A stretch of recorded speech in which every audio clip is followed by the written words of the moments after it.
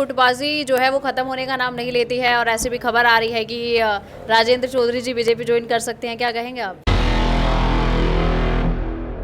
तो सोनिया शर्मा जी जैसे हमारी पार्टी में शामिल हुए तो निश्चित रूप से पूरा विश्वास हमें है इस बात का कि वो प्रत्याशी भी घोषित किया जाएगा उनको, और यहाँ से चुनाव मजबूती के साथ लड़के वो चुनाव जीतने की स्थिति में भी आए। वो डाक कैफे में जो सेकंड गेस्ट में साथ मौजूद हैं वो सुबोध राकेश जी हैं, हालांकि काफ़ी समय लगा थे सराहने में। उसके लिए तो माफ़ी चाहता हूँ मैं आप सब लोगों से, क्योंकि कार्यक्रम एक दो क्षेत्र में बिजी थोड़ा सा शेड्यूल हो गया, तो बाकी क्षेत्र के अपने सब युवा साथी हैं तो भाग दौड़ करते करते पहुँच गया आप लोगों के बीच। अच्छा, ठीक है। तो कैसा लगा आपको फाइनली डाक कैफे में आके, और तो कैसी थीम लग रही है? ऊपर भी गए आप देखने, क्या कहना चाहेंगे? हमारे जो यूथ है एक कदम आगे की तरफ बढ़ रहे हैं कि वहाँ से आकर इन्होंने यहाँ रुड़की मेन स्ट्रीम में आने के बाद कैफ़े रामनगर में खोला है, क्या कहना चाहेंगे? देखिए, सबसे पहले तो मैं डार्क कैफ़े के अपने ओनर, अपने दोनों ही साथी, युवा साथी, शुभम नाम है दोनों भाइयों का हमारे, इनको और इनके तमाम साथियों को, युवा साथियों को बहुत बहुत बधाई और शुभकामनाएं देता हूँ। और परमपिता परमात्मा से ये आग्रह करते हुए कि उनका ये कारोबार खूब बढ़े, तरक्की करे, ये कैफ़े से होटल में बदले, बहुत सारी व्यवस्थाएं ऊपर वाले की कृपा के इन पर बनी रहे और ये हमारा प्रतिष्ठान बहुत तरक्की करे, ऐसी मैं शुभकामनाएं अपने साथियों को देना चाहता हूँ। बहुत अच्छा व्यवस्था देखी है यहाँ भी और ऊपर भी, जब मैं देख के आया हूँ तो बहुत अच्छी व्यवस्था के साथ इन्होंने कार्यक्रम यहाँ पर शुरू किया है, प्रतिष्ठान शुरू किया है, तो बहुत बहुत बधाई अपने युवा साथियों को मेरे माध्यम से। ठीक है। अभी आपने मुझे कहा कि कुछ क्षेत्र के कार्यक्रम में व्यस्त थे, वो कौन से कार्यक्रम चल रहे हैं? 2024 चुनाव के या कुछ अपने ही कार्यक्रम क्षेत्र में जारी हैं आपके? देखिए, सुबोध राकेश तो जनता से जुड़ा नेता है, सेवक है। अच्छा। और हमेशा कोई छोटा हो या बड़ा कार्य कोई भी क्षेत्र में हो तो हर जगह उपस्थिति अपनी लगाने का प्रयास करता है। अच्छा। एक कार्यक्रम, उद्घाटन का एक कार्यक्रम था हमारा बालूपुर में, एक वहाँ पर था, एक और कार्यक्रम हमारा भगवानपुर में, 2-3 जगह मेरा जाना हुआ, तो कहीं बारिश की भी वजह रही है, थोड़ा सा व्यवस्था। तो फिलहाल जनता से जुड़े कार्य चल रहे हैं। जी, चलिए थोड़ा चुनाव पे आ जाते हैं। तो 2024 के चुनाव को लेकर क्या कहेंगे?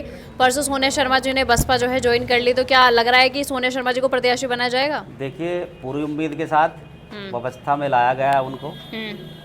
फाइनली डिसीजन तो आदरणीय बहन जी का होता है, मायावती जी का होता है, और ऐसा लग रहा है हमें कि निश्चित रूप से सारी बातें कंफर्म करने के बाद उनको पार्टी में ज्वाइन कराया गया है। अच्छा। और मैं बधाई भी देना चाहता हूं आप लोगों के माध्यम से पुनः सोनिया शर्मा जी को कि एक अच्छा निर्णय उनका रहा है, और इस समय अब की बार 2024 में उनके माध्यम से बहुत मजबूत व्यवस्था के साथ बहुजन समाज पार्टी आगे बढ़ने का काम कर रही है। सर समाज का ये मंच है, सर समाज इसके साथ जुड़ा रहता है और सर समाज के लोग समर्थन देने के लिए हमेशा तैयार रहते हैं। अब सोनिया शर्मा जी जैसे हमारी पार्टी में शामिल हुए तो निश्चित रूप से पूरा विश्वास हमें है इस बात का कि वो प्रत्याशी भी घोषित किया जाएगा उनको, और यहाँ से चुनाव मजबूती के साथ लड़के वो चुनाव जीतने की स्थिति में भी आएंगे। ठीक है। ये जो बसपा का एक टैगलाइन दी जाती है, सर्वजन सुखाय सर्वजन हिताय, ये शुरू से ही जो बसपा पार्टी है वो लेकर चल रही है, और आपको क्या लगता है कि सोनिया शर्मा जी की बसपा ज्वाइनिंग के बाद बसपा पार्टी को मजबूत स्थिति मिलेगी अगर प्रत्याशी बनाया जाता है तो? निश्चित रूप से मिलेगी। देखिए, धरातल से जुड़ा एक मजबूत नेता जिनकी वो पत्नी है, यहाँ पर उन्होंने अपने आप को साबित करके दिखाया है, चाहे वो मीडिया की फील्ड हो, चाहे वो राजनीति की फील्ड हो, हर जगह उमेश शर्मा जी का अपना अहम योगदान और किरदार रहा है जी। और निश्चित रूप से वो उनकी धर्मपत्नी है, तो कहीं ना कहीं धरातल से जुड़ा स्थिति उनकी भी है और उनका पूरा सहयोग उनके साथ है। ठीक है। तो इन बातों से साफ लग रहा है कि बहुत मजबूती के साथ बहुजन समाज पार्टी की व्यवस्था अब की बार लोकसभा चुनाव में होने जा रही है, और इसका नज़ारा जनता ने दिखाया उनके सदस्यता ग्रहण समारोह में। ये पहला कार्यक्रम यहाँ पर हुआ सदस्यता ग्रहण समारोह, वरना जितने भी लोग नेताओं ने कहीं भी किसी पार्टी में एंट्री करी है तो उनके प्रदेश कार्यालयों में जाकर एंट्री हो जाती है, लेकिन एक रैली के माध्यम से उन्होंने कार्यक्रम किया, और क्षेत्र से और सर पूरे जिले से हमारे हजार सर समाज के लोग वहाँ पर उपस्थित थे। तो एक बहुत बढ़िया मैसेज, बहुत अच्छा मैसेज इसका गया है, और सर समाज का सहयोग उनके भी साथ है, तो निश्चित रूप से एक बहुत मजबूत स्थिति हमें बनती दिखाई दे रही है, और बहुत मजबूती के साथ चुनाव लड़ा जाएगा और जीतने का पूरी तरह से प्रयास किया जाएगा। अच्छा, मतलब प्रयास करेंगे जीतने का पूरा प्रयास किया जाएगा। अच्छा सुबोध राकेश जी, गुटबाजी जो है वो खत्म होने का नाम नहीं लेती है, और ऐसे भी खबर आ रही है कि राजेंद्र चौधरी जी बीजेपी ज्वाइन कर सकते हैं, क्या कहेंगे आप? देखिए, इस बारे में मुझे कोई जानकारी नहीं है, लेकिन मैं जहाँ तक मैं समझता हूँ कि कहीं ना कहीं हर व्यवस्थाओं में, राजनीति में अफवाहों का दौर जारी रहता है। प्रत्येक नेता के लिए कहीं ना कहीं कुछ ना कुछ अफवाहें उड़ती रहती हैं, लेकिन मुझे जहाँ तक मैं पूरे विश्वास के साथ कहना चाहता हूँ कि राजेंद्र चौधरी जी एक सुलझे हुए नेता हैं, और उन्हें यहाँ पर आने वाला समय दिखाई दे रहा है कि व्यवस्था किस पार्टी के साथ रहकर उनकी अपनी भी मजबूत रहेगी। तो मुझे नहीं लगता कि वो कोई ऐसा निर्णय लेंगे पार्टी को छोड़ने का। वो पार्टी के साथ जुड़े हुए हैं और पार्टी के साथ आगे भविष्य में भी रहेंगे। उस दिन भी इनकी ऐसी बात हो रही थी, हमारे सम्मानित पत्रकारों ने ये बात सवाल हमारे से किया, तो हमने यही जवाब दिया वहाँ पर भी कि कोई निजी कारण हो सकते हैं, किसी नेता के किसी कार्यक्रम में उपस्थित नहीं हो सके। वो थे नहीं उस कार्यक्रम में, वो नहीं थे, वो कार्यक्रम भी उनका निजी था, कोई संगठन का कार्यक्रम नहीं था। जब संगठन के कार्यक्रम होते हैं तो सभी लोग उसमें उपस्थित होते हैं। भविष्य में सब ऐसा माना जाता है कि ज़्यादातर उमेश कुमार जी के साथ देखने को मिलते हैं। बिल्कुल, उमेश कुमार जी से उनका अपना पर्सनल संपर्क है, संबंध है, और इससे साफ लग रहा है कि वो कहीं ना कहीं व्यवस्था में पूरी तरह से मजबूती के साथ खड़े हैं। ठीक है, सुबोध राकेश जी, विधानसभा चुनाव आपने भी काफी अच्छे से लड़ा, आपकी क्या रणनीति है आगे की? देखिए, चुनाव तो अच्छे से ही लड़े जा रहे हैं। 2017 में भी बहुत अच्छे से जाने रिजल्ट अच्छे क्यों नहीं आ रहे?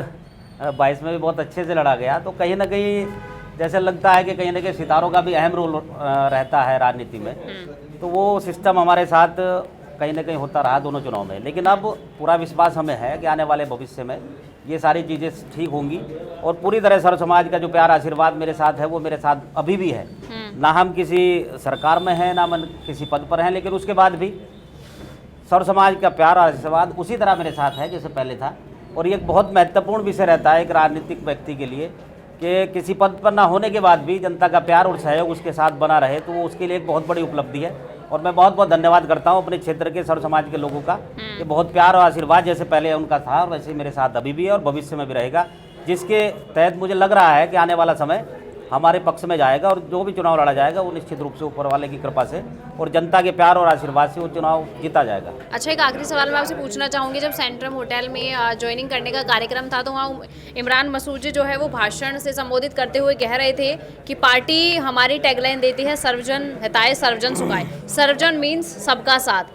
लेकिन वो ये भी बात कह रहे थे कि जब दलित और जो मुस्लिम है वो एक हो जाएगा तो कहीं ना कहीं हमारा एक कैडर जो है वोटर बन जाएगा। तो इसमें सिर्फ दलित और मुस्लिम एक पर्टिकुलर जो है वो जोड़े जा रहे हैं या सर्वजन भी हैं? नहीं, देखिए, तो नारा ही सर्वजन का है। ये तो आदरणीय बहन जी का, आदरणीय काशीराम जी का नारा है। जब से पार्टी हमारी शुरू हुई तभी से ये इस नारे के साथ और इस व्यवस्था के साथ पार्टी चल रही है। उन्होंने कहा था कि अगर दलित और मुस्लिम एक साथ खड़ा मंच पर हो जाएगा तो सर्व समाज, अगड़े और पिछड़े सभी लोग साथ चलने का काम करेंगे और एक मजबूत स्थिति में पार्टी आएगी। तो निश्चित रूप से सर्वजन हिताय सर्वजन सुखाय का जो नारा हमारा है वो सर्व समाज के लिए है, सर्व समाज को जोड़ने के लिए है। और ये वास्तविकता है कि ये बहुजन समाज पार्टी का ही एक ऐसा मंच है कि उस पर सर्व समाज के लोग आपको दिखाई देते हैं। जैसे उस समय कार्यक्रम हुआ उस दिन तो हर समाज के लोग वहाँ पर उपस्थित थे। तो एक बहुत बड़ी उपलब्धि पार्टी की है कि सर्व समाज के लोग इस मंच पर जुड़े रहते हैं, इस मंच पर दिखाई देते हैं। तो निश्चित रूप से आने वाला समय बहुजन समाज पार्टी के लिए बहुत अच्छा साबित होने वाला है। ठीक है, चलिए सर, बहुत बहुत धन्यवाद आपका।